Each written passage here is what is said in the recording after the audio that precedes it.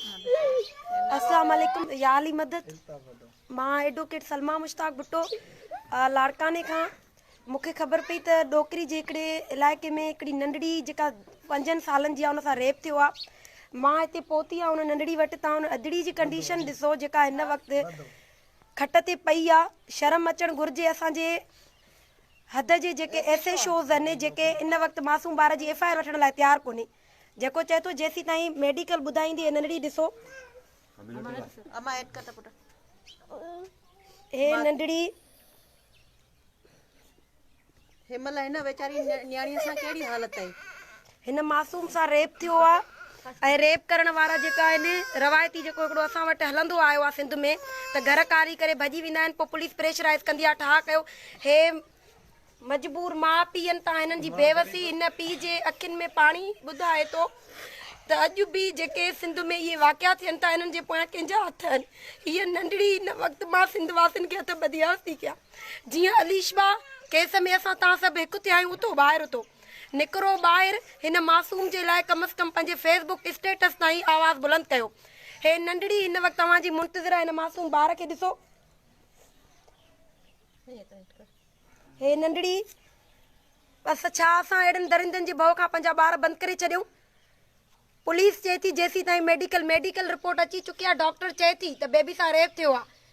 Police इंतज़ार में आहे तव्हां अचो ऐं असां पोइ था FIR कटियूं। हे नंढड़ी जो पीउ आहे तव्हां सां थोरो ॻाल्हाईंदो। अदा तव्हांखे सॼी सिंध ॿुधे थी ॻाल्हायो। मां चवां थो मुंहिंजी न्याणीअ सां जेको ज़ुल्म थियो आहे मूंसां इंसाफ़ कयो वञे। मूंसां कंहिं शइ जी बि का बि माना मदद हिमल ताईं न थी आहे। मुंहिंजी न्याणी आहे खट ते पई आहे। जंहिंखे चवां थो चवंदा डॉक्टरनि जूं रिपोर्टूं अचनि हीअं अचनि। सूबेदार चए थो जेसि ताईं मूंखे माना रिपोर्ट न मिलंदी मां माण्हू न त छॾींदुसि। मूं ते ज़ोर पियल आहे। मां ग़रीब आहियां हिमल मां बेरोज़गार आहियां। नंढड़ा बच्चा आहिनि काॾों जी करे काॾों जी मूंसां ख़ुदा करण मूंसां मदद कई वञे। नंढड़ी हिन वक़्तु बेड ते खट ते पई आहे। ब्लीडिंग हली रही आहे। कोई बि हिननि वटि लड़ी न आहे आयो। डोकरी जा जेके वस वारा चूंडियल असां तारिक अनवर सियाल साहब जन खे बि रिक्वेस्ट कयूं था त सर तव्हांजो इलाइक़ो आहे हे पीपुल्स पार्टी जा वोटर आहिनि। असां पीपुल्स पार्टी जे नुमाइंदनि खे बि चऊं था औलाद वारा आहियो थोरो हर इशू खां हटी करे हिनखे ॾिसो। हिन वक़्तु हीअ नंढड़ी जेका आहे जस्ट 5 सालनि जी बेबी आहे। मां पूरी सिंध जे कानूनदाननि खे हथ ॿधी रिक्वेस्ट कयां थी त मूंखे घणी तकलीफ़ थींदी आहे जॾहिं मासूम ॿारनि जा वाक़िया ईंदा आहिनि। मूंखे हिमत न पई थिए त मां हिन घर में अंदरि घिरां ऐं हिन मासूम खे मां ॾिसां। मां वरी हथ ॿधी अर्ज़ु थी कयांव त ख़ुदारा पंहिंजी फेसबुक ID था रखो। अदा ज़ीलरो इरफान पुछे थो किथे अदी। अदा हे डोकरी जो वाक़ियो आहे।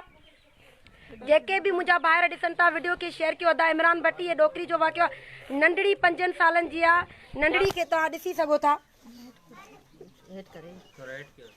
4 ॾींहं थी चुका आहिनि छोकिरी आई ईअं वेठी आहे। चवनि था 4 ॾींहंनि में पुलिस कोई बि हिन वेचारी न्याणीअ सां कोई ताउन ई न कयो आहे। SHO चए थो त रिपोर्ट एंटीरियम रिपोर्ट डॉक्टर ॾेई चुकी आहे। रेप थियो आहे।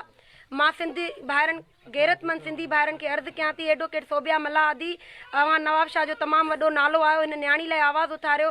डोकरी में हे वाक़ियो थियो आहे। नंढड़ी 5 सालनि जी आहे जंहिंसां रेप कयो आहे।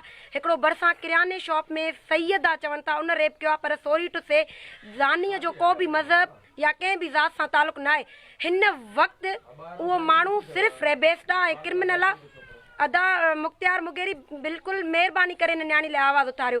नसीराबाद जी पूरी आवाम खे हथ ॿधी रिक्वेस्ट कयां थी महिरबानी करे पंहिंजी टीम समेत हिन न्याणी वटि पहुचो। नसीराबाद में छा पर सिंध जो कुंड कड़च में आवाज़ु उथारियो। ऐं मां अली मोहम्मद खोसो उनजी टीम खे बि रिक्वेस्ट कयां थी त शदात कोर्ट में आवाज़ु उथारियो। बैरिस्टर अख्तर हुसैन जब्बार शेख खे मां अर्ज़ु कयां थी त सर प्लीज़ शाहिद हुसैन सूमरो खे अर्ज़ु कयां थी जीअं अलीशा शेख में केस में तव्हां असांजो साथ ॾिनो ईअं हिन मासूम लाइ बि साथ ॾियो ऐं मुंहिंजी वीडियो खे शेयर कयो। हाणे मां SHO ॾे वञी रही आहियां। जेकॾहिं मुंहिंजी FIR नथो करे त बिल्कुलु मां जेको आहे हिन नंढड़ी जी FIR पाण कंदमि। कामरेड चए थो अदी असांजो साथी मोहसिन तव्हांजे पोयां बीठो आहे। बिल्कुलु अदा मोहसिन वारनि जी महिरबानी जिन असांखे हिन वाक़े जे लाइ इंफॉर्म कयो। ऐं मां जेको आहे वरी ॿुधायां थी त मां बिल्कुलु मदर आहियां। हीअ नंढड़ी मुंहिंजी माउ आहे। जिथे बि सिंध में किथे वाक़ियो थींदो मां वेंदमि। कामरेड फरहान खोसो प्लीज़ आवाज़ु उथारियो। बिल्कुलु अदा हे डोकरी जो वाक़ियो आहे। महिरबानी करे वीडियो खे शेयर कयो। मां SHO डोकरी वटि वञण वारी आहियां हाणे कुझु देरि में।